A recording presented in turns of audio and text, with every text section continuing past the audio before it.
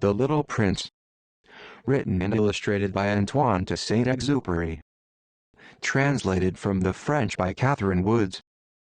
Once when I was 6 years old, I saw a magnificent picture in a book called True Stories from Nature, about the primeval forest. It was a picture of a boa constrictor in the act of swallowing an animal. Here is a copy of the drawing. In the book it said, boa constrictors swallow their prey whole, without chewing it. After that they are not able to move, and they sleep through the 6 months that they need for digestion. I pondered deeply, then, over the adventures of the jungle, and after some work with a colored pencil I succeeded in making my first drawing. My drawing number 1. It looked something like this. I showed my masterpiece to the grown-ups, and asked them whether the drawing frightened them. But they answered, "Frighten? Why should anyone be frightened by a hat?" My drawing was not a picture of a hat. It was a picture of a boa constrictor digesting an elephant. But since the grown-ups were not able to understand it, I made another drawing. I drew the inside of a boa constrictor, so that the grown-ups could see it clearly. They always need to have things explained. My drawing number 2 looked like this. The grown-ups' response, this time, was to advise me to lay aside my drawings of boa constrictors, whether from the inside or the outside, and devote myself instead to geography, history, arithmetic, and grammar. That is why, at the age of 6, I gave up what might have been a magnificent career as a painter. I had been disheartened by the failure of my drawing number 1 and my drawing number 2. Grown-ups never understand anything by themselves, and it is tiresome for children to be always and forever explaining things to them. So then I chose another profession, and learned to pilot airplanes. I have flown a little over all parts of the world, and it is true that geography has been very useful to me. At a glance I can distinguish China from Arizona. If one gets lost in the night, such knowledge is valuable. In the course of this life I have had a great many encounters with a great many people who have been concerned with matters of consequence. I have lived a great deal among grown-ups. I have seen them intimately, close at hand, and that has in much improved my opinion of them.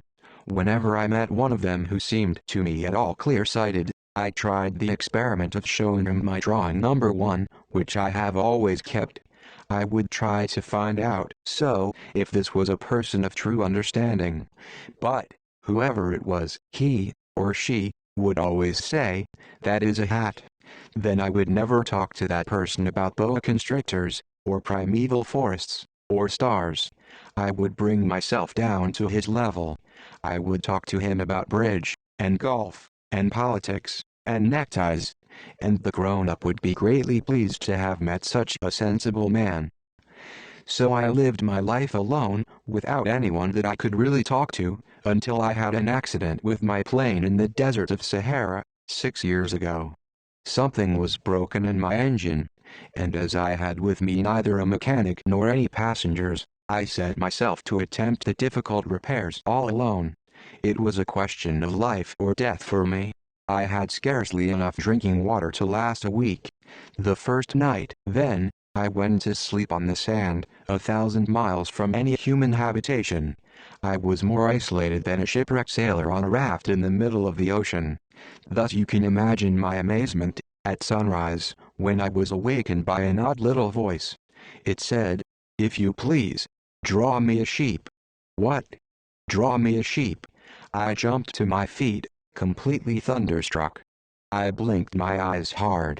I looked carefully all around me, and I saw a most extraordinary small person, who stood there examining me with great seriousness.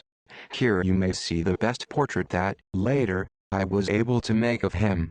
But my drawing is certainly very much less charming than its model. That, however, is not my fault. The grown-ups discouraged me in my painter's career when I was 6 years old, and I never learned to draw anything except boas from the outside and boas from the inside. Now I stared at this sudden apparition with my eyes fairly starting out of my head in astonishment. Remember, I had crashed in the desert 1,000 miles from any inhabited region, and yet my little man seemed neither to be straying uncertainly among the sands, nor to be fainting from fatigue or hunger or thirst or fear. Nothing about him gave any suggestion of a child lost in the middle of the desert, 1,000 miles from any human habitation. When at last I was able to speak, I said to him, "But, what are you doing here?" And in answer he repeated, very slowly, as if he were speaking of a matter of great consequence, "If you please, draw me a sheep." When a mystery is too overpowering, one dare not disobey. Absurd as it might seem to me, 1,000 miles from any human habitation and in danger of death, I took out of my pocket a sheet of paper and my fountain pen. But then I remembered how my studies had been concentrated on geography, history, arithmetic and grammar, and I told the little chap, a little crossly, too, that I did not know how to draw. He answered me, "That doesn't matter. Draw me a sheep." But I had never drawn a sheep.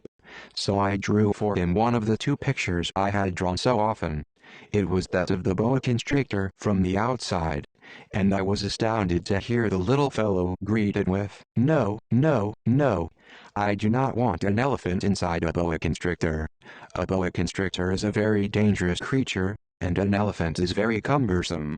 Where I live, everything is very small. What I need is a sheep. Draw me a sheep." So then I made a drawing. He looked at it carefully, then he said, "No. This sheep is already very sickly.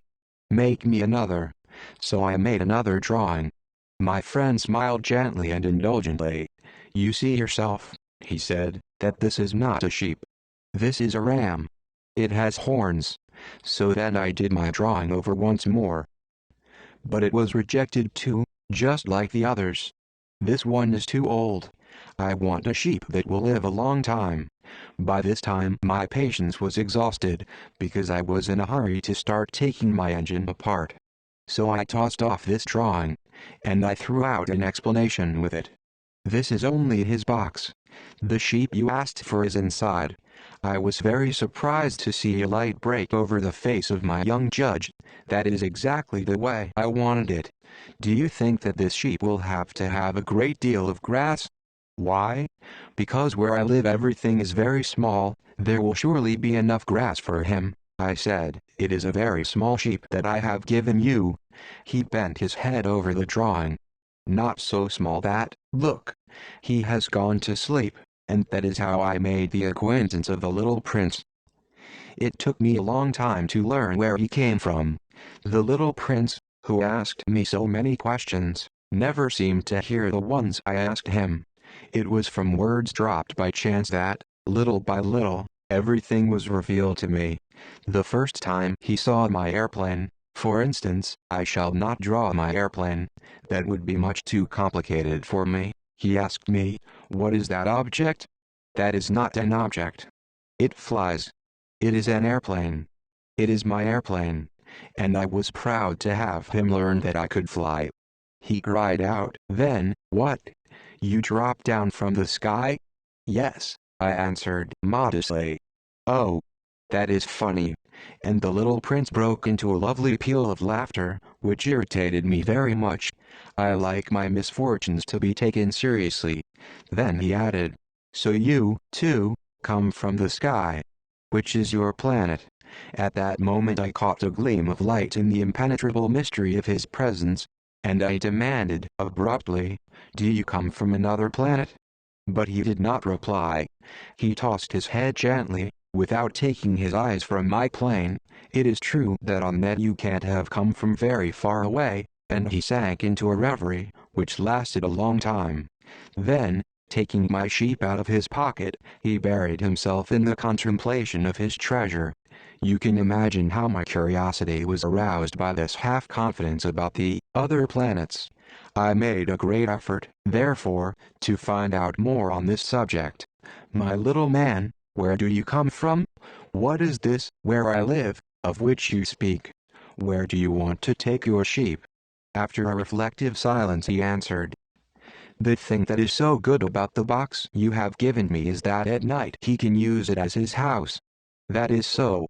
And if you are good I will give you a string, too, so that you can tie him during the day, and a post to tie him to." But the little prince seemed shocked by this offer. "Tie him? What a queer idea. But if you don't tie him, I said, he will wander off somewhere, and get lost. My friend broke into another peal of laughter. But where do you think he would go? Anywhere. Straight ahead of him. Then the little prince said earnestly, that doesn't matter. Where I live, everything is so small. And, with perhaps a hint of sadness, he added, straight ahead of him, nobody can go very far. I had thus learned a second fact of great importance. This was that the planet the little prince came from was scarcely any larger than a house. But that did not really surprise me much. I knew very well that in addition to the great planets, such as the Earth, Jupiter, Mars, Venus, to which we have given names, there are also hundreds of others, some of which are so small that one has a hard time seeing them through the telescope. When an astronomer discovers one of these, he does not give it a name, but only a number. He might call it, for example, asteroid 325. I have serious reason to believe that the planet from which the little prince came is the asteroid known as B612. This asteroid has only once been seen through the telescope. That was by a Turkish astronomer, in 1909. On making his discovery, the astronomer had presented it to the International Astronomical Congress, in a great demonstration. But he was in Turkish costume, and so nobody would believe what he said. Grown-ups are like that. Fortunately, however, for the reputation of asteroid B612, a Turkish dictator made a law that his subjects, under pain of death, should change to European costume. So in 1920 the astronomer gave his demonstration all over again, dressed with impressive style and elegance. And this time everybody accepted his report. If I have told you these details about the asteroid, and made a note of its number for you, it is on account of the grown-ups and their ways. When you tell them that you have made a new friend, they never ask you any questions about essential matters. They never say to you, what does his voice sound like? What games does he love best? Does he collect butterflies? Instead, they demand, how old is he? How many brothers has he? How much does he weigh? How much money does his father make? Only from these figures do they think they have learned anything about him. If you were to say to the grown-ups, I saw a beautiful house made of rosy brick, with geraniums in the windows and doves on the roof, they would not be able to get any idea of that house at all. You would have to say to them, I saw a house that cost $20,000. Then they would exclaim, oh, what a pretty house that is. Just so, you might say to them, the proof that the little prince existed is that he was charming, that he laughed, and that he was looking for a sheep. If anybody wants a sheep, that is a proof that he exists. And what good would it do to tell them that? They would shrug their shoulders, and treat you like a child. But if you said to them, the planet he came from is asteroid B612, then they would be convinced, and leave you in peace from their questions. They are like that. One must not hold it against them. Children should always show great forbearance toward grown-up people. But certainly, for us who understand life, figures are a matter of indifference. I should have liked to begin a story in the fashion of the fairy tales. I should have liked to say, once upon a time there was a little prince who lived on a planet that was scarcely any bigger than himself, and who had need of a sheep. To those who understand life, that would have given a much greater air of truth to my story. For I do not want anyone to read my book carelessly. I have suffered too much grief in setting down these memories. 6 years have already passed since my friend went away from me, with his sheep. If I try to describe him here, it is to make sure that I shall not forget him. To forget a friend is sad. Not everyone has had a friend. And if I forget him, I may become like the grown-ups who are no longer interested in anything but figures. It is for that purpose, again, that I have bought a box of paints and some pencils. It is hard to take up drawing again at my age, when I have never made any pictures except those of the boa constrictor from the outside and the boa constrictor from the inside, since I was 6. I shall certainly try to make my portraits as true to life as possible. But I am not at all sure of success. One drawing goes along all right, and another has no resemblance to its subject. I make some errors, too, in the little prince's height. In one place he is too tall and in another too short. And I feel some doubts about the color of his costume. So I fumble along as best I can, now good, now bad, and I hope generally fair to middling. In certain more important details I shall make mistakes also, but that is something that will not be my fault. My friend never explained anything to me. He thought, perhaps, that I was like himself. But I, alas, do not know how to see sheep through the walls of boxes. Perhaps I am a little like the grown-ups. I have had to grow old. As each day passed, I would learn, in our talk, something about the little prince's planet, his departure from it, his journey. The information would come very slowly, as it might chance to fall from his thoughts. It was in this way that I heard, on the third day, about the catastrophe of the Baobabs. This time, once more, I had the sheep to thank for it. For the little prince asked me abruptly, as if seized by a grave doubt, "It is true, isn't it, that sheep eat little bushes?" "Yes, that is true." "Ah! I am glad." I did not understand why it was so important that sheep should eat little bushes. But the little prince added, "Then it follows that they also eat baobabs?" I pointed out to the little prince that baobabs were not little bushes, but, on the contrary, trees as big as castles. And that even if he took a whole herd of elephants away with him, the herd would not eat up one single baobab. The idea of the herd of elephants made the little prince laugh. "We would have to put them one on top of the other," he said, but he made a wise comment. "Before they grow so big, the baobabs start out by being little." "That is strictly correct," I said, "but why do you want the sheep to eat the little baobabs?" He answered me at once, "Oh, come, come," as if he were speaking of something that was self-evident, and I was obliged to make a great mental effort to solve this problem, without any assistance. Indeed, as I learned, there were on the planet where the little prince lived, as on all planets, good plants and bad plants. In consequence, there were good seeds from good plants, and bad seeds from bad plants. But seeds are invisible. They sleep deep in the heart of the earth's darkness, until someone among them is seized with the desire to awaken. Then this little seed will stretch itself and begin, timidly at first, to push a charming little sprig inoffensively upward toward the sun. If it is only a sprout of radish or the sprig of a rose bush, one would let it grow wherever it might wish. But when it is a bad plant, one must destroy it as soon as possible, the very first instant that one recognizes it. Now there were some terrible seeds on the planet that was the home of the little prince, and these were the seeds of the baobab. The soil of that planet was infested with them.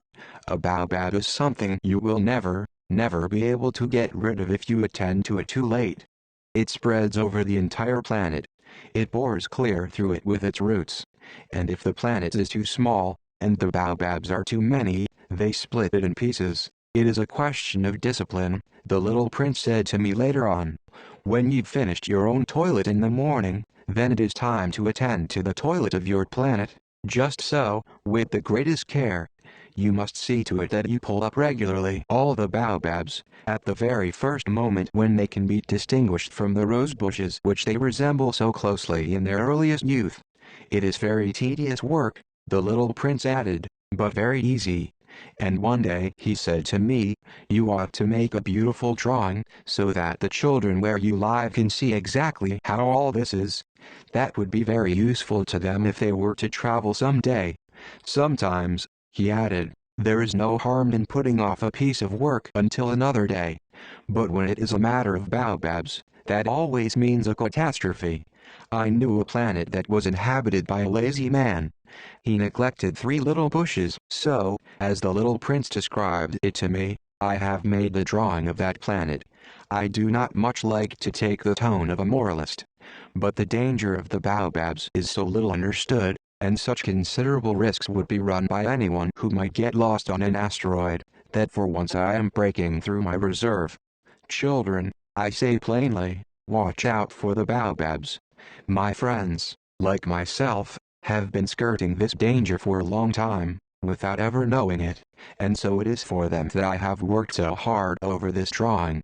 The lesson which I pass on by this means is worth all the trouble it has cost me.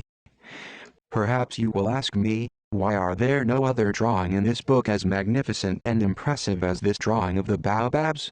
The reply is simple. I have tried, but with the others I have not been successful. When I made the drawing of the baobabs, I was carried beyond myself by the inspiring force of urgent necessity.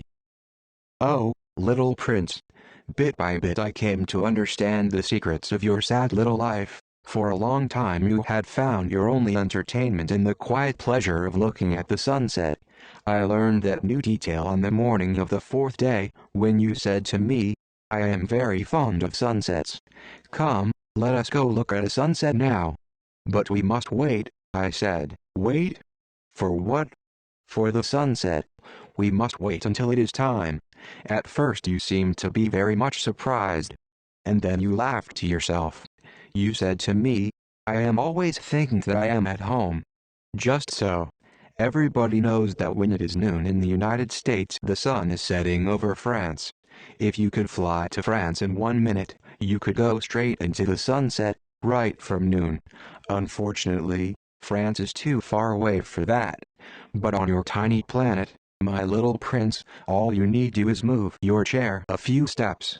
You can see the day end and the twilight falling whenever you like. One day, you said to me, I saw the sunset 44 times. And a little later you added, you know, one loves the sunset when one is so sad. Were you so sad then? I asked, on the day of the 44 sunsets? But the little prince made no reply. On the 5th day, again, as always, it was thanks to the sheep. The secret of the little prince's life was revealed to me, abruptly, without anything to lead up to it, and as if the question had been born of long and silent meditation on his problem, he demanded, a sheep, if it eats little bushes, does it eat flowers, too? A sheep, I answered, eats anything it finds in its reach. Even flowers that have thorns? Yes, even flowers that have thorns. Then the thorns, what use are they? I did not know. At that moment I was very busy trying to unscrew a bolt that had got stuck in my engine. I was very much worried, for it was becoming clear to me that the breakdown of my plane was extremely serious, and I had so little drinking water left that I had to fear for the worst. The thorns, what use are they? The little prince never let go of the question, once he had asked it. As for me, I was upset over that bolt, and I answered with the first thing that came into my head, the thorns are of no use at all. Flowers have thorns just for spite. Oh, there was a moment of complete silence. Then the little prince flashed back at me, with a kind of resentfulness. I don't believe you. Flowers are weak creatures. They are naive. They reassure themselves as best they can. They believe that their thorns are terrible weapons. I did not answer. At that instant I was saying to myself, if this bolt still won't turn, I am going to knock it out with a hammer. Again the little prince disturbed my thoughts. And you actually believe that the flowers— Oh, no! I cried. No, no, no. I don't believe anything. I answered you with the first thing that came into my head. Don't you see? I am very busy with matters of consequence. He stared at me, thunderstruck. Matters of consequence. He looked at me there, with my hammer in my hand, my fingers black with engine grease, bending down over an object which seemed to him extremely ugly. You talk just like the grown-ups. That made me a little ashamed. But he went on, relentlessly. You mix everything up together, you confuse everything. He was really very angry. He tossed his golden curls in the breeze. I know a planet where there is a certain red-faced gentleman. He has never smelled a flower. He has never looked at a star. He has never loved anyone. He has never done anything in his life but add up figures. And all day he says over and over, just like you, I am busy with matters of consequence. And that makes him swell up with pride. But he is not a man. He is a mushroom. A what? A mushroom. The little prince was now white with rage. The flowers have been growing thorns for millions of years. For millions of years the sheep have been eating them just the same. And is it not a matter of consequence to try to understand why the flowers go to so much trouble to grow thorns which are never of any use to them? Is the warfare between the sheep and the flowers not important? Is this not of more consequence than a fat red-faced gentleman's sums? And if I know, I, myself, one flower which is unique in the world, which grows nowhere but on my planet, but which one little sheep can destroy in a single bite some morning, without even noticing what he is doing, oh, you think that is not important? His face turned from white to red as he continued. If someone loves a flower, of which just one single blossom grows in all the millions and millions of stars, it is enough to make him happy just to look at the stars. He can say to himself, somewhere, my flower is there, but if the sheep eats the flower, in one moment all his stars will be darkened, and you think that is not important. He could not say anything more. His words were choked by sobbing. The night had fallen. I had let my tools drop from my hands. Of what moment now was my hammer, my bowl, or thirst, or death? On one star, one planet, my planet, the earth, there was a little prince to be comforted. I took him in my arms, and rocked him. I said to him, the flower that you love is not in danger. I will draw you a muzzle for your sheep. I will draw you a railing to put around your flower. I did not know what to say to him. I felt awkward and blundering. I did not know how I could reach him, where I could overtake him and go on hand in hand with him once more. It is such a secret place, the land of tears. I soon learned to know this flower better. On the little prince's planet the flowers had always been very simple. They had only one ring of petals. They took up no room at all. They were a trouble to nobody. One morning they would appear in the grass, and by night they would have faded peacefully away. But one day, from a seed blown from no one knew where, a new flower had come up, and the little prince had watched very closely over this small sprout, which was not like any other small sprouts on his planet. It might, you see, have been a new kind of baobab. The shrub soon stopped growing, and began to get ready to produce a flower. The little prince, who was present at the first appearance of a huge bud, felt at once that some sort of miraculous apparition must emerge from it. But the flower was not satisfied to complete the preparations for her beauty in the shelter of her green chamber. She chose her colors with the greatest care. She dressed herself slowly. She adjusted her petals one by one. She did not wish to go out into the world all rumpled, like the field poppies. It was only in the full radiance of her beauty that she wished to appear. Oh, yes. She was a coquettish creature, and her mysterious adornment lasted for days and days. Then one morning, exactly at sunrise, she suddenly showed herself. And, after working with all this painstaking precision, she yawned and said, "Ah! I am scarcely awake. I beg that you will excuse me. My petals are still all disarranged." But the little prince could not restrain his admiration. "Oh! How beautiful you are! Am I not?"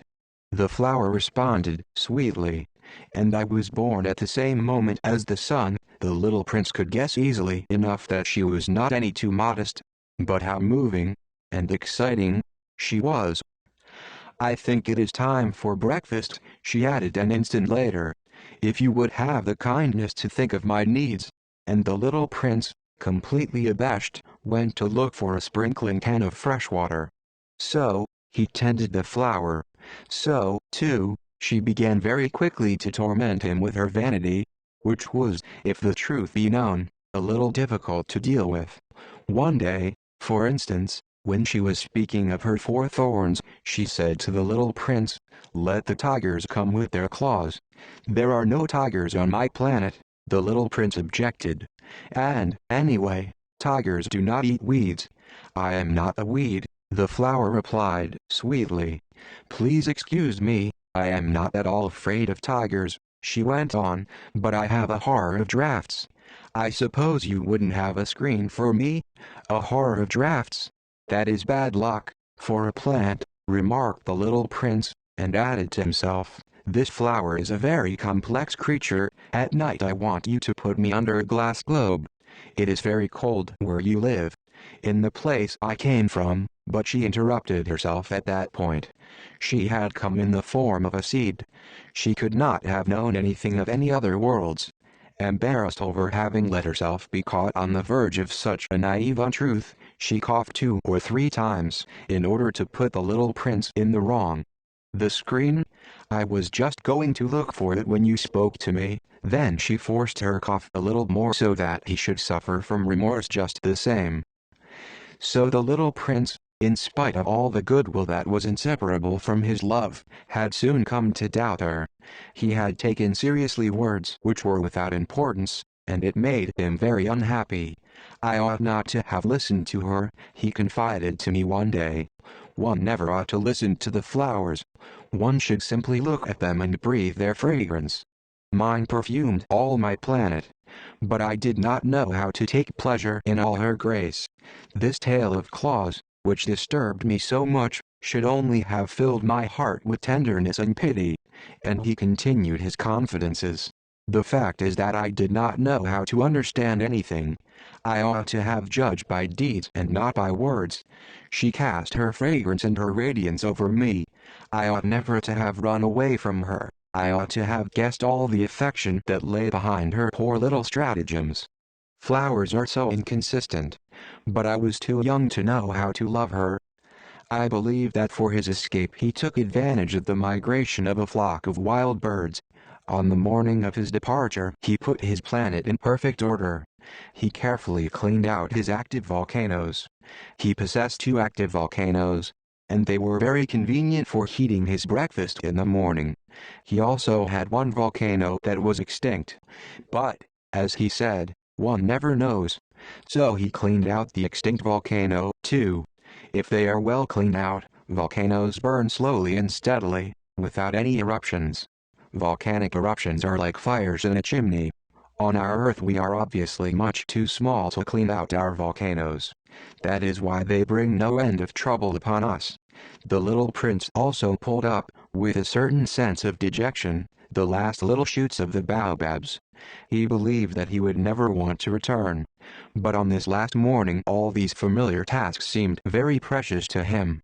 And when he watered the flower for the last time, and prepared to place her under the shelter of her glass globe, he realized that he was very close to tears. "Goodbye," he said to the flower. But she made no answer. "Goodbye," he said again. The flower coughed. But it was not because she had a cold. "I have been silly," she said to him, at last. "I ask your forgiveness. Try to be happy." He was surprised by this absence of reproaches. He stood there all bewildered, the glass globe held arrested in midair. He did not understand this quiet sweetness. "Of course I love you," the flower said to him. "It is my fault that you have not known it all the while. That is of no importance. But you have been just as foolish as I try to be happy. Let the glass globe be. I don't want it any more. But the wind, my cold is not so bad as all that. The cool night air will do me good. I am a flower. But the animals, well, I must endure the presence of 2 or 3 caterpillars if I wish to become acquainted with the butterflies. It seems that they are very beautiful, and if not the butterflies, and the caterpillars, who will call upon me? You will be far away. As for the large animals, I am not at all afraid of any of them. I have my claws."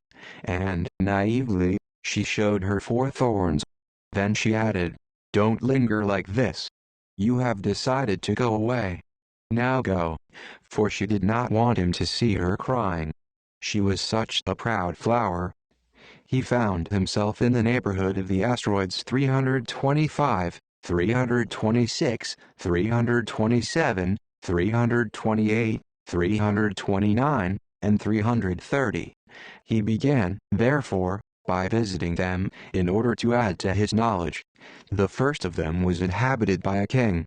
Clad in royal purple and ermine, he was seated upon a throne which was at the same time both simple and majestic.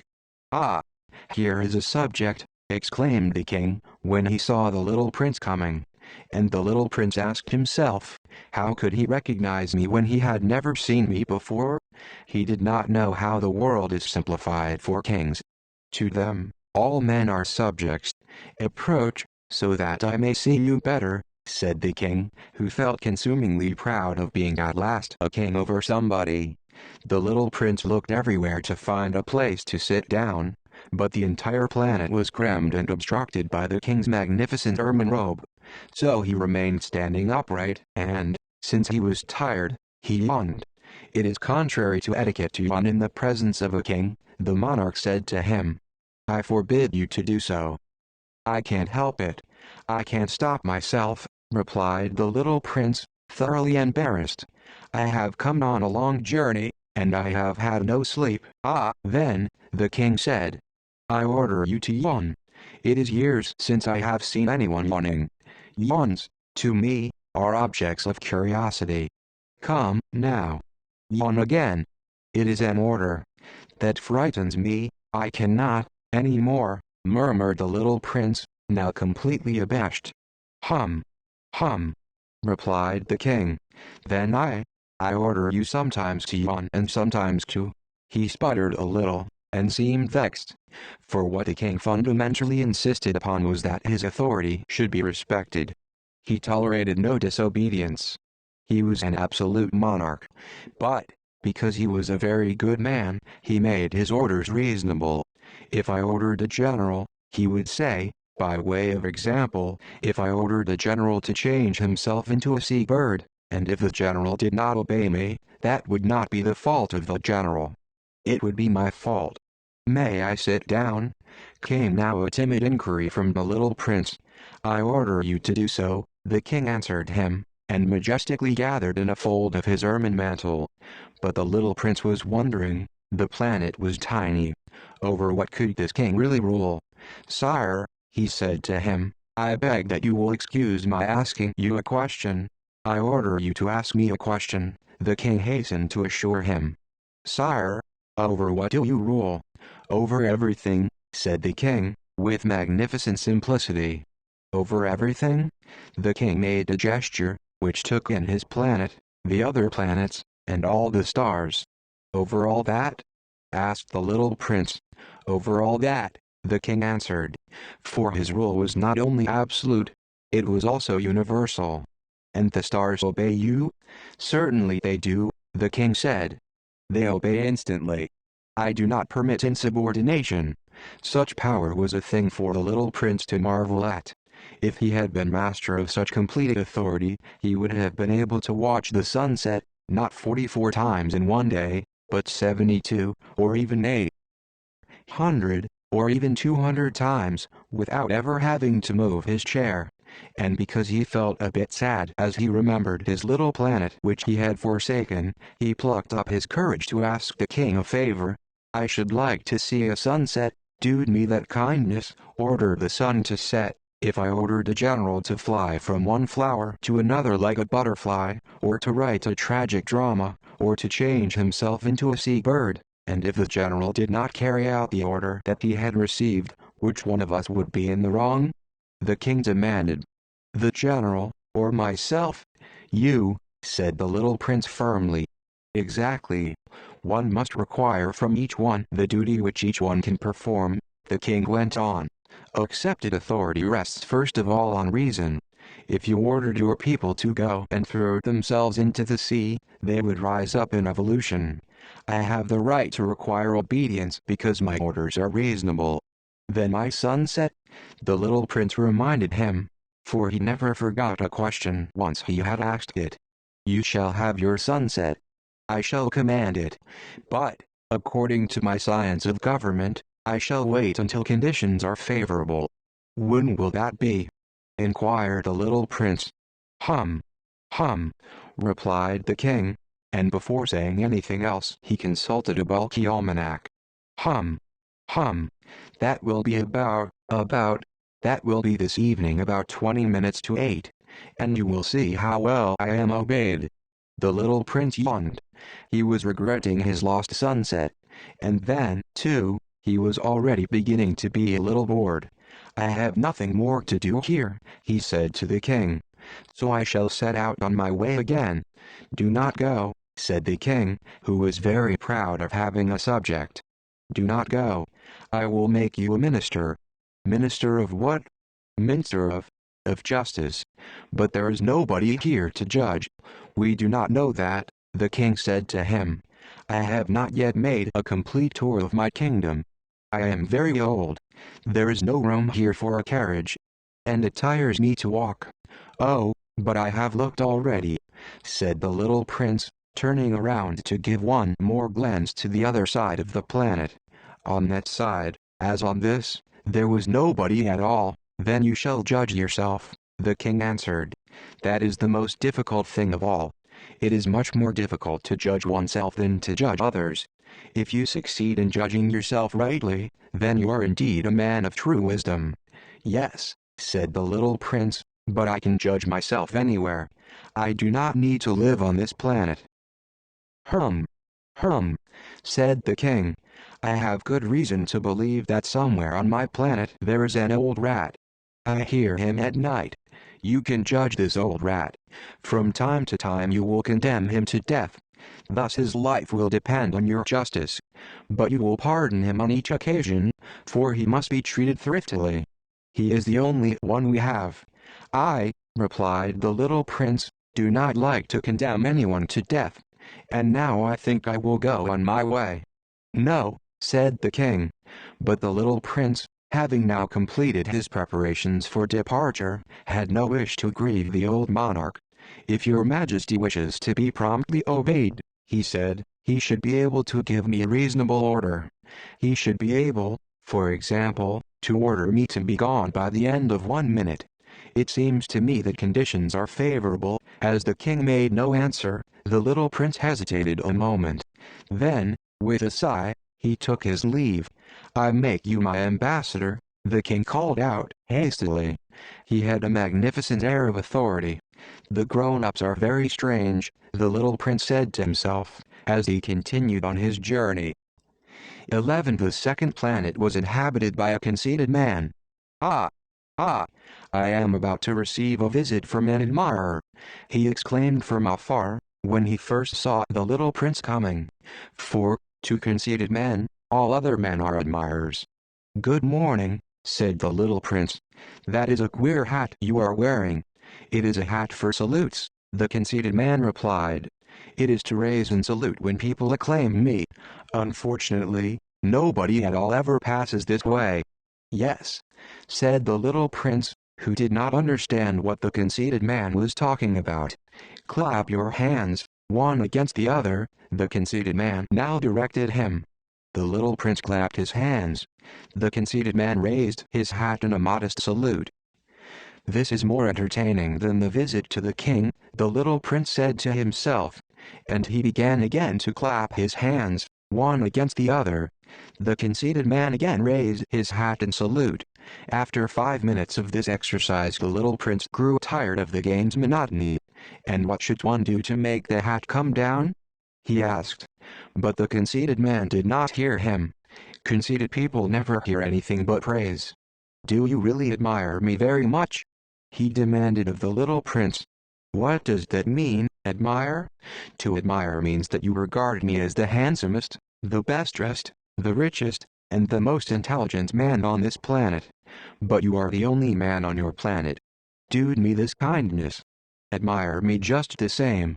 "I admire you," said the little prince, shrugging his shoulders slightly, "but what is there in that to interest you so much?" And the little prince went away.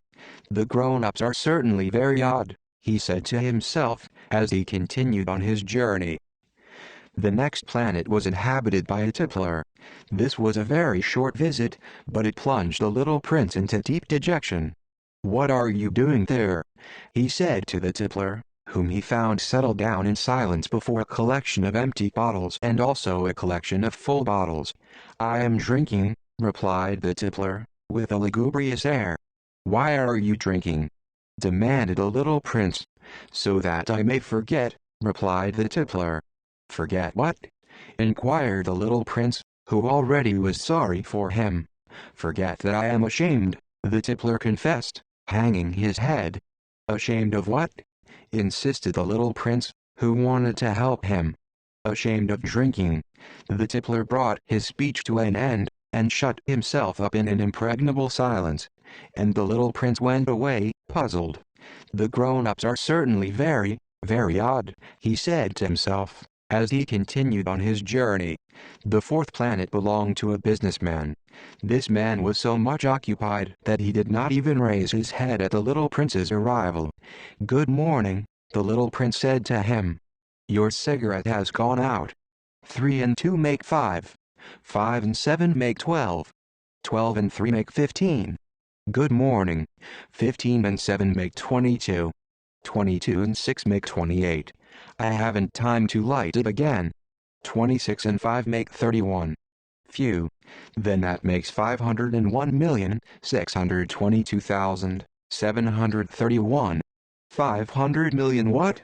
Asked the little prince. Eh? Are you still there? 501 million. I can't stop. I have so much to do. I am concerned with matters of consequence. I don't amuse myself with balderdash. 2 and 5 make 7. 501 million what? Repeated the little prince, who never in his life had let go of a question once he had asked it. The businessman raised his head.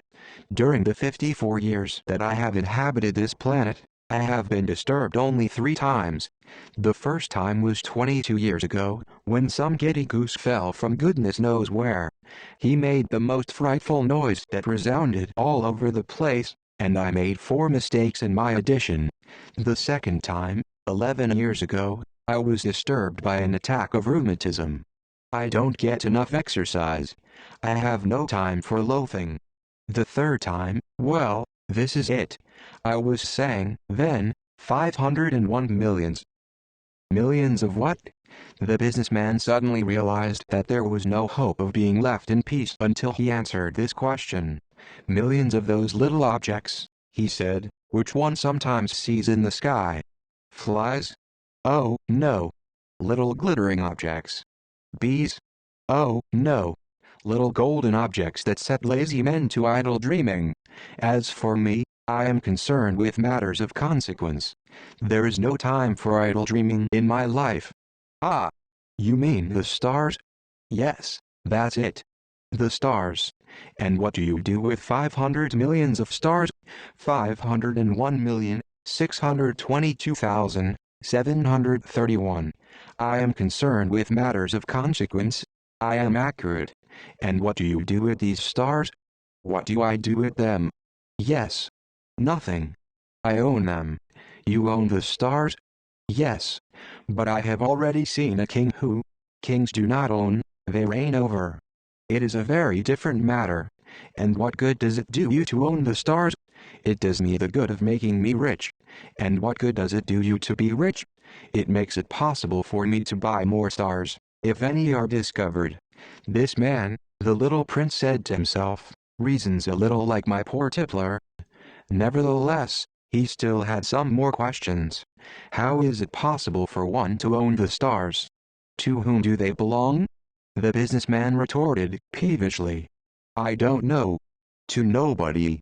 Then they belong to me, because I was the first person to think of it. Is that all that is necessary? Certainly. When you find a diamond that belongs to nobody, it is yours. When you discover an island that belongs to nobody, it is yours. When you get an idea before anyone else, you take out a patent on it, it is yours. So with me, I own the stars, because nobody else before me ever thought of owning them. Yes, that is true, said the little prince. And what do you do with them?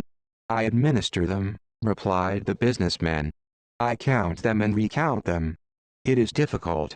But I am a man who is naturally interested in matters of consequence. The little prince was still not satisfied. If I owned a silk scarf, he said, I could put it around my neck and take it away with me. If I owned a flower, I could pluck that flower and take it away with me. But you cannot pluck the stars from heaven, no. But I can put them in the bank. Whatever does that mean? That means that I write the number of my stars on a little paper, and then I put this paper in a drawer and lock it with a key. And that is all? That is enough, said the businessman. It is entertaining, thought the little prince. It is rather poetic, but it is of no great consequence.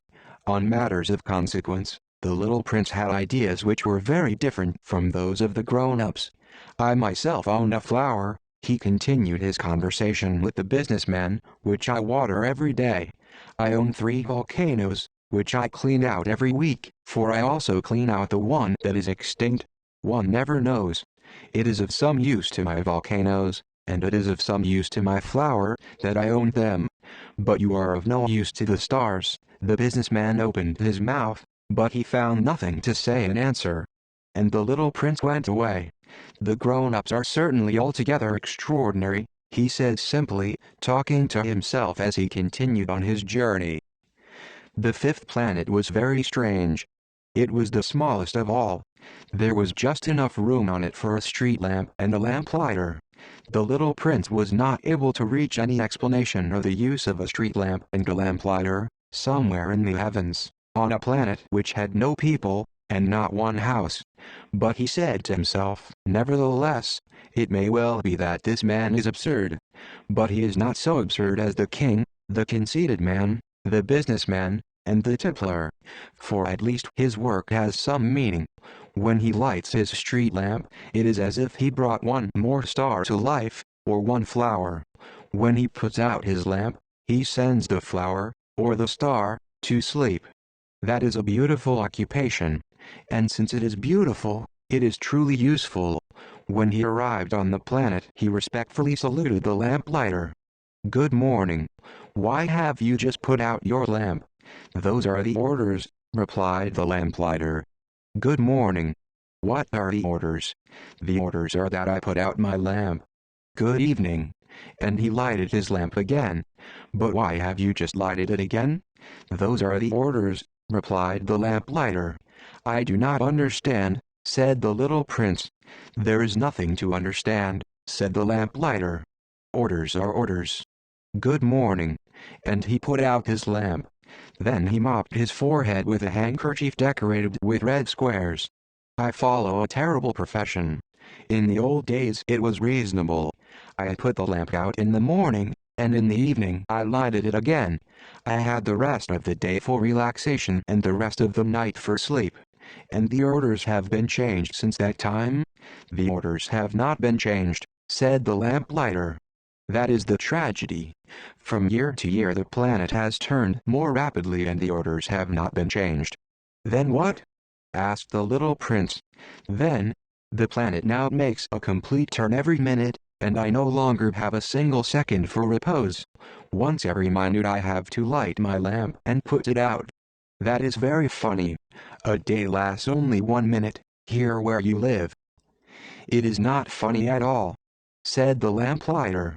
While we have been talking together a month has gone by. A month? Yes, a month. 30 minutes. 30 days.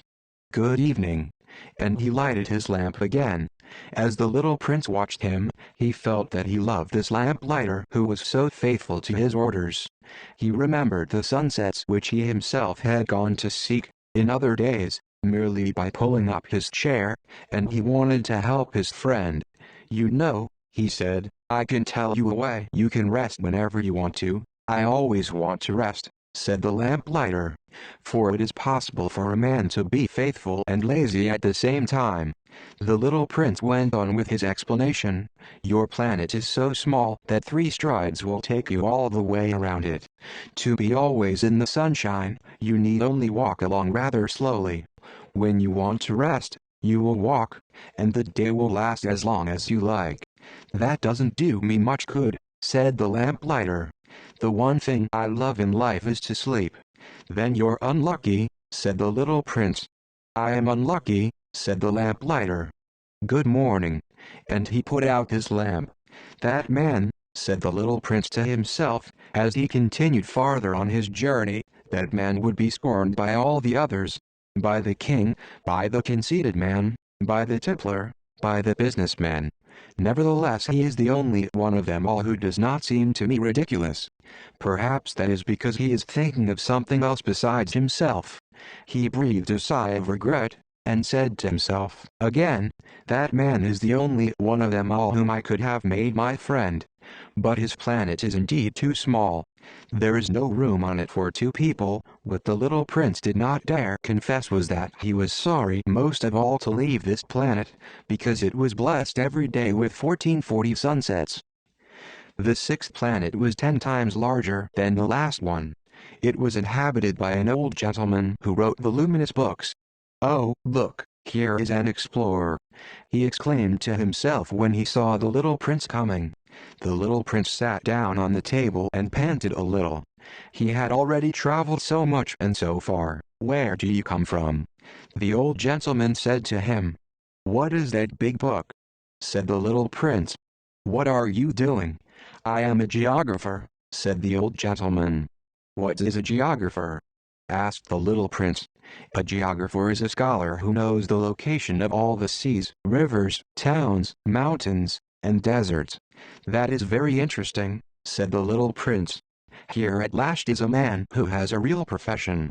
And he cast a look around him at the planet of the geographer. It was the most magnificent and stately planet that he had ever seen. "Your planet is very beautiful," he said. "Has it any oceans?" "I couldn't tell you," said the geographer. "Ah!" The little prince was disappointed. "Has it any mountains?" "I couldn't tell you," said the geographer. "And towns, and rivers, and deserts?" "I couldn't tell you that either." "But you are a geographer." "Exactly," the geographer said. "But I am not an explorer. I haven't a single explorer on my planet. It is not the geographer who goes out to count the towns, the rivers, the mountains, the seas, the oceans, and the deserts. The geographer is much too important to go loafing about. He does not leave his desk, but he receives the explorers in his study. He asks them questions, and he notes down what they recall of their travels. And if the recollections of any one among them seem interesting to him, the geographer orders an inquiry into that explorer's moral character. Why is that? Because an explorer who told lies would bring disaster on the books of the geographer. So would an explorer who drank too much. Why is that? Asked the little prince. Because intoxicated men see double. Then the geographer would note down 2 mountains in a place where there was only one. "I know someone," said the little prince, "who would make a bad explorer." "That is possible." Then, when the moral character of the explorer is shown to be good, an inquiry is ordered into his discovery. One goes to see it? No. That would be too complicated. But one requires the explorer to furnish proofs. For example, if the discovery in question is that of a large mountain, one requires that large stones be brought back from it. The geographer was suddenly stirred to excitement. "But you come from far away. You are an explorer. You shall describe your planet to me." And, having opened his big register, the geographer sharpened his pencil. The recitals of explorers are put down first in pencil. One waits until the explorer has furnished proofs, before putting them down in ink. "Well?" said the geographer expectantly. "Oh, where I live," said the little prince, "it is not very interesting. It is all so small. I have 3 volcanoes. 2 volcanoes are active and the other is extinct. But one never knows. One never knows," said the geographer. "I have also a flower." "We do not record flowers," said the geographer. "Why is that?" "The flower is the most beautiful thing on my planet. We do not record them," said the geographer, "because they are ephemeral." "What does that mean, ephemeral?" "Geographies," said the geographer, "are the books which, of all books, are most concerned with matters of consequence. They never become old-fashioned. It is very rarely that a mountain changes its position. It is very rarely that an ocean empties itself of its waters. We write of eternal things. But extinct volcanoes may come to life again," the little prince interrupted. "What does that mean, ephemeral?" "Whether volcanoes are extinct or alive, it comes to the same thing for us. said the geographer. "The thing that matters to us is the mountain. It does not change." "But what does that mean, ephemeral?" repeated the little prince, who never in his life had let go of a question once he had asked it. "It means, which is in danger of speedy disappearance." "Is my flower in danger of speedy disappearance?" "Certainly it is. My flower is ephemeral," the little prince said to himself, "and she has only 4 thorns to defend herself against the world. And I have left her on my planet, all alone." That was his first moment of regret. But he took courage once more. "What place would you advise me to visit now?" he asked. "The planet Earth," replied the geographer. "It has a good reputation." And the little prince went away, thinking of his flower. The Earth is not just an ordinary planet. One can count there 111 kings, not forgetting, to be sure, the Negro kings among them, 7,000 geographers, 900,000 businessmen, 7,500,000 tipplers, 311,000,000 conceited men, that is to say, about 2 billion grown-ups. To give you an idea of the size of the Earth, I will tell you that before the invention of electricity it was necessary to maintain, over the whole of the 6 continents, a veritable army of 462,511 lamplighters for the street lamps. Seen from a slight distance, that would make a splendid spectacle. The movements of this army would be regulated like those of the ballet and the opera. First would come the turn of the lamplighters of New Zealand and Australia. Having set their lamps alight, these would go off to sleep. Next, the lamplighters of China and Siberia would enter for their steps in the dance, and then they too would be waved back into the wings. After that would come the turn of the lamplighters of Russia and the Indies, then those of Africa and Europe, then those of South America, then those of South America, then those of North America. And never would they make a mistake in the order of their entry upon the stage. It would be magnificent. Only the man who was in charge of the single lamp at the North Pole, and his colleague who is responsible for the single lamp at the South Pole, only these two would live free from toil and care. They would be busy twice a year. So then the 7th planet was the Earth. When one wishes to play the wit, he sometimes wanders a little from the truth. I have not been altogether honest in what I have told you about the lamplighters, and I realize that I run the risk of giving a false idea of our planet to those who do not know it. Men occupy a very small place upon the Earth. If the 2 billion inhabitants who people its surface were all to stand upright and somewhat crowded together, as they do for some big public assembly, they could easily be put into one public square 20 miles long and 20 miles wide. All humanity could be piled up on a small Pacific islet. The grown-ups, to be sure, will not believe you when you tell them that. They imagine that they fill a great deal of space. They fancy themselves as important as the Baobabs. You should advise them, then, to make their own calculations. They adore figures, and that will please them. But do not waste your time on this extra task. It is unnecessary. You have, I know, confidence in me. When the little prince arrived on the Earth, he was very much surprised not to see any people. He was beginning to be afraid he had come to the wrong planet, when a coil of gold, the color of the moonlight, flashed across the sand. "Good evening," said the little prince courteously. "Good evening," said the snake. "What planet is this on which I have come down?" asked the little prince. "This is the Earth. This is Africa," the snake answered. "Ah, then there are no people on the Earth?" "This is the desert. There are no people in the desert." "The Earth is large," said the snake.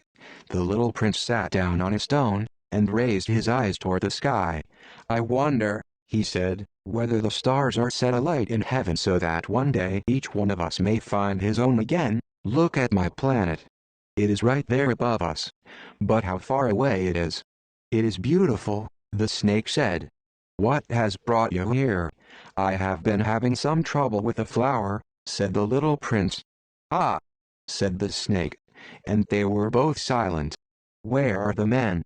The little prince at last took up the conversation again. "It is a little lonely in the desert. It is also lonely among men," the snake said. The little prince gazed at him for a long time. "You are a funny animal," he said at last. "You are no thicker than a finger, but I am more powerful than the finger of a king," said the snake. The little prince smiled. "You are not very powerful. You haven't even any feet. You cannot even travel. I can carry you farther than any ship could take you," said the snake. He twined himself around the little prince's ankle, like a golden bracelet. "Whomever I touch, I send back to the earth from whence he came," the snake spoke again. "But you are innocent and true, and you come from a star." The little prince made no reply. "You move me to pity. You are so weak on this earth made of granite," the snake said.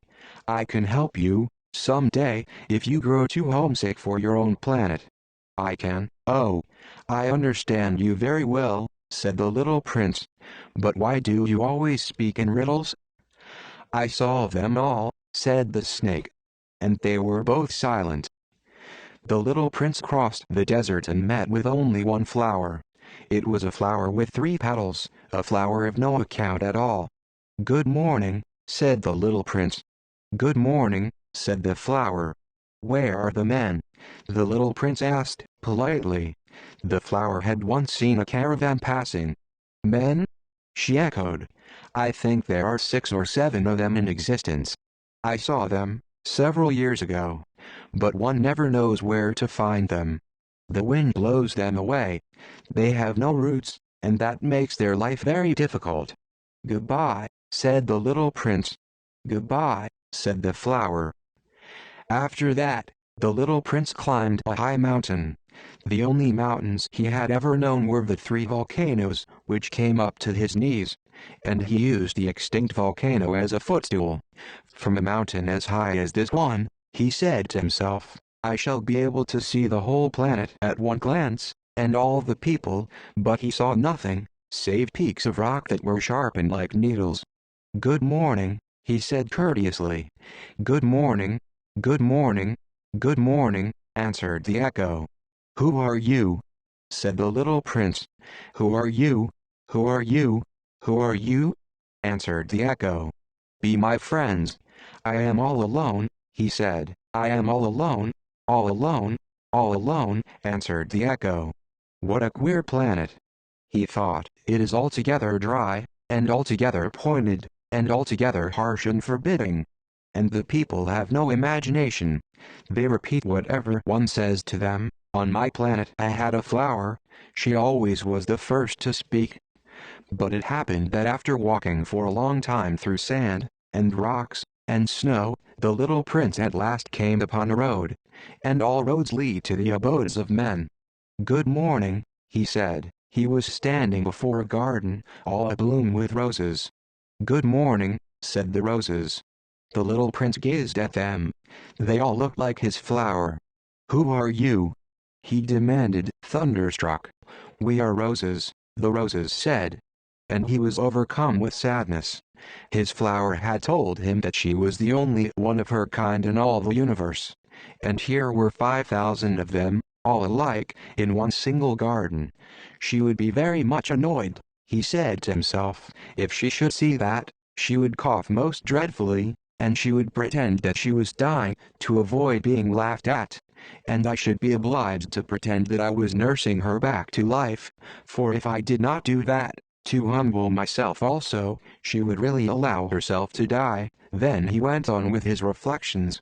I thought that I was rich, with a flower that was unique in all the world, and all I had was a common rose, and 3 volcanoes that come up to my knees, and one of them perhaps extinct forever. That doesn't make me a very great prince." And he lay down in the grass and cried.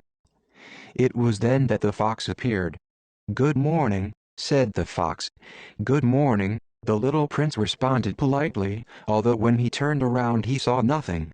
"I am right here," the voice said, "under the apple tree." "Who are you?" asked the little prince, and added, "You are very pretty to look at." "I am a fox," the fox said. "Come and play with me," proposed the little prince. "I am so unhappy.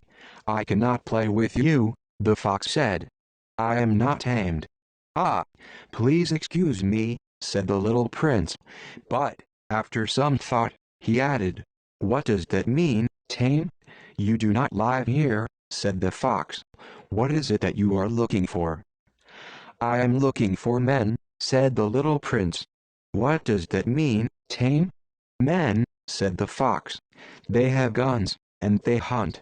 It is very disturbing. They also raise chickens. These are their only interests. Are you looking for chickens?" "No," said the little prince. "I am looking for friends." "What does that mean, tame?" "It is an act too often neglected," said the fox. "It means to establish ties." "To establish ties?" "Just that," said the fox. "To me, you are still nothing more than a little boy who is just like 100,000 other little boys. And I have no need of you. And you, on your part, have no need of me. To you, I am nothing more than a fox like 100,000 other foxes. But if you tame me, then we shall need each other. To me, you will be unique in all the world. To you, I shall be unique in all the world." "I am beginning to understand," said the little prince. "There is a flower, I think that she has tamed me." "It is possible," said the fox. "On the earth one sees all sorts of things." "Oh, but this is not on the earth," said the little prince. The fox seemed perplexed, and very curious. "On another planet?" "Yes." "Are there hunters on that planet?" "Number, ah, that is interesting." "Are there chickens?" "Number, nothing is perfect," sighed the fox. But he came back to his idea. "My life is very monotonous," the fox said. "I hunt chickens. Men hunt me. All the chickens are just alike, and all the men are just alike. And, in consequence, I am a little bored. But if you tame me, it will be as if the sun came to shine on my life. I shall know the sound of a step that will be different from all the others. Other steps send me hurrying back underneath the ground. Yours will call me, like music, out of my burrow. And then look. You see the grain field down yonder? I do not eat bread. Wheat is of no use to me. The wheat fields have nothing to say to me. And that is sad. But you have hair that is the color of gold. Think how wonderful that will be when you have tamed me. The grain, which is also golden, will bring me back the thought of you. And I shall love to listen to the wind in the wheat." The fox gazed at the little prince for a long time. "Please, tame me," he said. "I want to, very much," the little prince replied. "But I have not much time. I have friends to discover, and a great many things to understand." "One only understands the things that one tames," said the fox. "Men have no more time to understand anything. They buy things already made at the shops. But there is no shop anywhere where one can buy friendship, and so men have no friends anymore. If you want a friend, tame me." "What must I do to tame you?" asked the little prince. "You must be very patient," replied the fox. "First you will sit down at a little distance from me, like that, in the grass. I shall look at you out of the corner of my eye, and you will say nothing. Words are the source of misunderstandings. But you will sit a little closer to me, every day." The next day the little prince came back. "It would have been better to come back at the same hour," said the fox. "If, for example, you come at 4 o'clock in the afternoon, then at 3 o'clock I shall begin to be happy. I shall feel happier and happier as the hour advances. At 4 o'clock, I shall already be worrying and jumping about. I shall show you how happy I am. But if you come at just any time, I shall never know at what hour my heart is to be ready to greet you." "One must observe the proper rites." "What is a rite?" asked the little prince. "Those also are actions too often neglected," said the fox. "They are what make one day different from other days, one hour from other hours. There is a rite, for example, among my hunters. Every Thursday they dance with the village girls. So Thursday is a wonderful day for me. I can take a walk as far as the vineyards. But if the hunters dance at just any time, every day would be like every other day, and I should never have any vacation at all." So the little prince tamed the fox. And when the hour of his departure drew near, "Ah," said the fox, "I shall cry. It is your own fault. said the little prince. "I never wished you any sort of harm, but you wanted me to tame you." "Yes, that is so," said the fox. "But now you are going to cry," said the little prince. "Yes, that is so," said the fox. "Then it has done you no good at all." "It has done me good," said the fox, "because of the color of the wheat fields." And then he added, "Go and look again at the roses. You will understand now that yours is unique in all the world. Then come back to say goodbye to me, and I will make you a present of a secret." The little prince went away, to look again at the roses.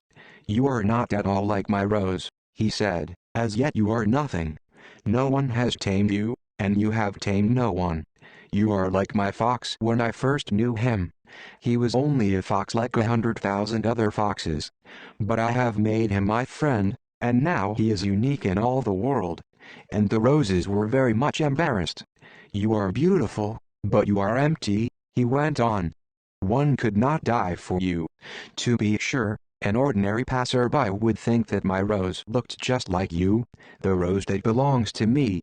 But in herself alone she is more important than all the hundreds of you other roses, because it is she that I have watered, because it is she that I have put under the glass globe, because it is she that I have sheltered behind the screen, because it is for her that I have killed the caterpillars, except the 2 or 3 that we saved to become butterflies, because it is she that I have listened to, when she grumbled, or boasted, or ever sometimes when she said nothing. Because she is my rose." And he went back to meet the fox. "Goodbye," he said. "Goodbye," said the fox. "And now here is my secret, a very simple secret. It is only with the heart that one can see rightly. What is essential is invisible to the eye." "What is essential is invisible to the eye," the little prince repeated, so that he would be sure to remember. "It is the time you have wasted for your rose that makes your rose so important."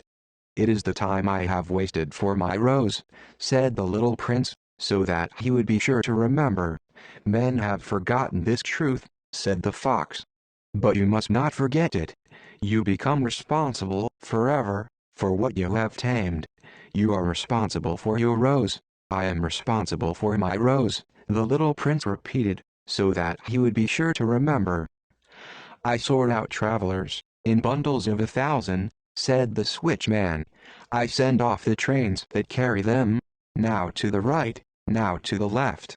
And a brilliantly lighted express train shook the switchman's cabin as it rushed by with a roar like thunder. "They are in a great hurry," said the little prince. "What are they looking for?" "Not even the locomotive engineer knows that," said the switchman. And a second brilliantly lighted express thundered by, in the opposite direction. "Are they coming back already?" demanded the little prince. "These are not the same ones," said the switchman. "It is an exchange." "Were they not satisfied where they were?" asked the little prince. "No one is ever satisfied where he is," said the switchman. And they heard the roaring thunder of a third brilliantly lighted express. "Are they pursuing the first travelers?" demanded the little prince. "They are pursuing nothing at all," said the switchman. "They are asleep in there, or if they are not asleep they are yawning. Only the children are flattening their noses against the window panes. Only the children know what they are looking for," said the little prince. "They waste their time over a rag doll and it becomes very important to them, and if anybody takes it away from them, they cry. They are lucky," the switchman said. "Good morning," said the little prince. "Good morning," said the railway switchman. "What do you do here?" the little prince asked. This was a merchant who sold pills that had been invented to quench thirst. You need only swallow 1 pill a week, and you would feel no need of anything to drink. "Why are you selling those?" asked the little prince. "Because they save a tremendous amount of time," said the merchant. "Computations have been made by experts. With these pills, you save 53 minutes in every week. And what do I do with those 53 minutes? Anything you like. As for me," said the little prince to himself, "if I had 53 minutes to spend as I liked, I should walk at my leisure toward a spring of fresh water." "Good morning," said the little prince. "Good morning," said the merchant. It was now the 8th day since I had had my accident in the desert. and I had listened to the story of the merchant as I was drinking the last drop of my water supply. "Ah," I said to the little prince, "these memories of yours are very charming, but I have not yet succeeded in repairing my plane. I have nothing more to drink, and I, too, should be very happy if I could walk at my leisure toward a spring of fresh water." "My friend the fox," the little prince said to me, "my dear little man, this is no longer a matter that has anything to do with the fox." "Why not?" "Because I am about to die of thirst." He did not follow my reasoning, and he answered me, "It is a good thing to have had a friend, even if one is about to die. I, for instance, am very glad to have had a fox as a friend. He has no way of guessing the danger," I said to myself. "He has never been either hungry or thirsty. A little sunshine is all he needs." But he looked at me steadily, and replied to my thought, "I am thirsty, too. Let us look for a well." I made a gesture of weariness. It is absurd to look for a well, at random, in the immensity of the desert. But nevertheless we started walking. When we had trudged along for several hours, in silence, the darkness fell, and the stars began to come out. Thirst had made me a little feverish, and I looked at them as if I were in a dream. The little prince's last words came reeling back into my memory. "Then you are thirsty, too?" I demanded. But he did not reply to my question. He merely said to me, "Water may also be good for the heart." I did not understand this answer, but I said nothing. I knew very well that it was impossible to cross-examine him. He was tired. He sat down. I sat down beside him. And, after a little silence, he spoke again. "The stars are beautiful, because of a flower that cannot be seen." I replied, "Yes, that is so." And, without saying anything more, I looked across the ridges of sand that were stretched out before us in the moonlight. "The desert is beautiful," the little prince added. And that was true. I have always loved the desert. One sits down on a desert sand dune, sees nothing, hears nothing. Yet through the silence something throbs, and gleams. "What makes the desert beautiful," said the little prince, "is that somewhere it hides a well." I was astonished by a sudden understanding of that mysterious radiation of the sands. When I was a little boy I lived in an old house, and legend told us that a treasure was buried there. To be sure, no one had ever known how to find it. Perhaps no one had ever even looked for it. But it cast an enchantment over that house. My home was hiding a secret in the depths of its heart. "Yes," I said to the little prince. "The house, the stars, the desert, what gives them their beauty is something that is invisible." "I am glad," he said, "that you agree with my fox." As the little prince dropped off to sleep, I took him in my arms and set out walking once more. I felt deeply moved, and stirred. It seemed to me that I was carrying a very fragile treasure. It seemed to me, even, that there was nothing more fragile on all earth. In the moonlight I looked at his pale forehead, his closed eyes, his locks of hair that trembled in the wind, and I said to myself, "What I see here is nothing but a shell. What is most important is invisible." As his lips opened slightly with the suspicion of a half-smile, I said to myself, again, "What moves me so deeply about this little prince who is sleeping here is his loyalty to a flower, the image of a rose that shines through his whole being like the flame of a lamp, even when he is asleep." And I felt him to be more fragile still. I felt the need of protecting him, as if he himself were a flame that might be extinguished by a little puff of wind. And, as I walked on so, I found the well, at daybreak. "Men," said the little prince, "set out on their way in express trains, but they do not know what they are looking for. Then they rush about, and get excited, and turn round and round." And he added, "It is not worth the trouble. The well that we had come to is not like the wells of the Sahara. The wells of the Sahara are mere holes dug in the sand. This one was like a well in a village. But there was no village here, and I thought I must be dreaming. It is strange," I said to the little prince. "Everything is ready for use. The pulley, the bucket, the rope." He laughed, touched a rope, and set the pulley to working. And the pulley moaned, like an old weather vane which the wind has long since forgotten. "Do you hear?" said the little prince. "We have wakened the well, and it is singing." I did not want him to tire himself with the rope. "Leave it to me," I said. "It is too heavy for you." I hoisted the bucket slowly to the edge of the well and set it there, happy, tired as I was, over my achievement. The song of the pulley was still in my ears, and I could see the sunlight shimmer in the still trembling water. "I am thirsty for this water," said the little prince. "Give me some of it to drink," and I understood what he had been looking for. I raised the bucket to his lips. He drank, his eyes closed. It was as sweet as some special festival treat. This water was indeed a different thing from ordinary nourishment. Its sweetness was born of the walk under the stars, the song of the pulley, the effort of my arms. It was good for the heart, like a present. When I was a little boy, the lights of the Christmas tree, the music of the midnight mass, the tenderness of smiling faces, used to make up, so, the radiance of the gifts I received. "The man where you live," said the little prince, "raise 5,000 roses in the same garden, and they do not find in it what they are looking for." "They do not find it," I replied, "and yet what they are looking for could be found in one single rose, or in a little water." "Yes, that is true," I said, and the little prince added, "but the eyes are blind. One must look with the heart." I had drunk the water. I breathed easily. At sunrise the sand is the color of honey, and that honey color was making me happy, too. What brought me, then, this sense of grief? "You must keep your promise," said the little prince softly, as he sat down beside me once more. "What promise?" "You know, a muzzle for my sheep. I am responsible for this flower." I took my rough drafts of drawings out of my pocket. The little prince looked them over, and laughed as he said, "Your baobabs, they look a little like cabbages." Oh, I had been so proud of my baobabs.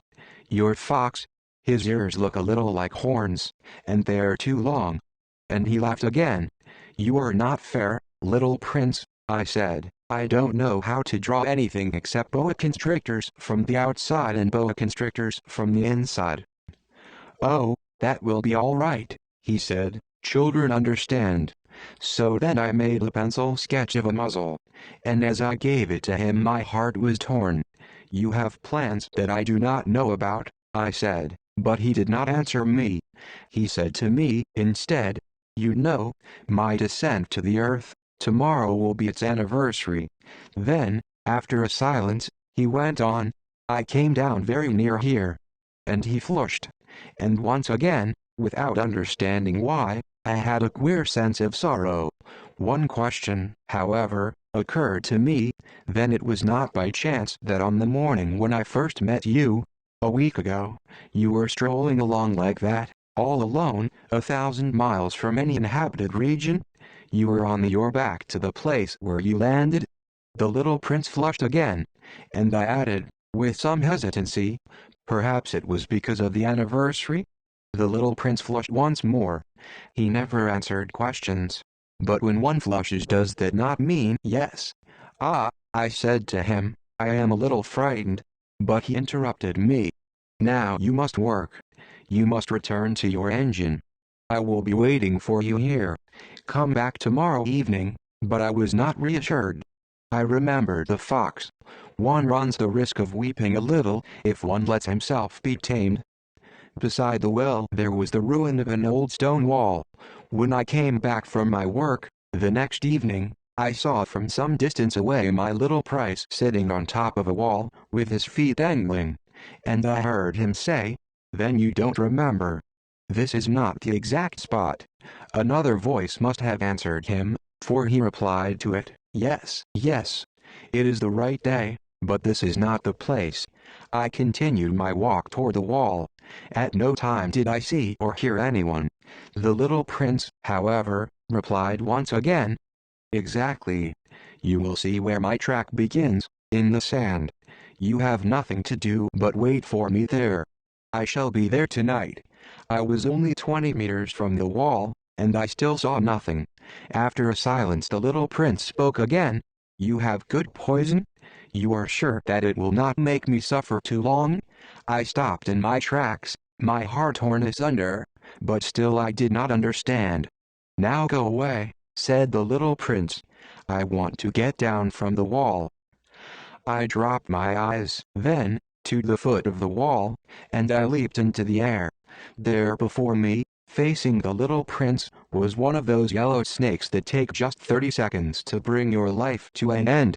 Even as I was digging into my pocket to get out my revolver, I made a running step back. But, at the noise I made, the snake let himself flow easily across the sand like the dying spray of a fountain, and, in no apparent hurry, disappeared, with a light metallic sound, among the stones. I reached the wall just in time to catch my little man in my arms. His face was white as snow. "What does this mean?" I demanded. "Why are you talking with snakes?" I had loosened the golden muffler that he always wore. I had moistened his temples, and had given him some water to drink. And now I did not dare ask him any more questions. He looked at me very gravely, and put his arms around my neck. I felt his heart beating like the heart of a dying bird, shot with someone's rifle. "I am glad that you have found what was the matter with your engine," he said. "Now you can go back home." "How do you know about that?" I was just coming to tell him that my work had been successful, beyond anything that I had dared to hope. He made no answer to my question, but he added, "I, too, am going back home today." Then, sadly, "It is much farther, it is much more difficult." I realized clearly that something extraordinary was happening. I was holding him close in my arms as if he were a little child, and yet it seemed to me that he was rushing headlong toward an abyss from which I could do nothing to restrain him. His look was very serious, like someone lost far away. "I have your sheep, and I have the sheep's box, and I have the muzzle," and he gave me a sad smile. I waited a long time. I could see that he was reviving little by little. "Dear little man," I said to him, "you are afraid." He was afraid, there was no doubt about that. But he laughed lightly. "I shall be much more afraid this evening." Once again I felt myself frozen by the sense of something irreparable, and I knew that I could not bear the thought of never hearing that laughter anymore. For me, it was like a spring of fresh water in the desert. "Little man," I said, "I want to hear you laugh again." But he said to me, "Tonight, it will be a year. My star, then, can be found right above the place where I came to the earth a year ago." "Little man," I said, "tell me that it is only a bad dream, this affair of the snake, and the meeting place, and the star." But he did not answer my plea. He said to me, instead, "The thing that is important is the thing that is not seen." Yes, I know, it is just as it is with the flower. If you love a flower that lives on a star, it is sweet to look at the sky at night.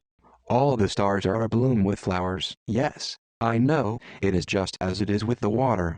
Because of the pulley, and the rope, what you gave me to drink was like music. You remember how good it was. Yes, I know, and at night you will look up at the stars. Where I live everything is so small that I cannot show you where my star is to be found. It is better, like that. My star will just be one of the stars, for you. And so you will love to watch all the stars in the heavens. They will all be your friends. And, besides, I am going to make you a present." He laughed again. "Ah, little prince, dear little prince. I love to hear that laughter. That is my present. Just that. It will be as it was when we drank the water." "What are you trying to say?"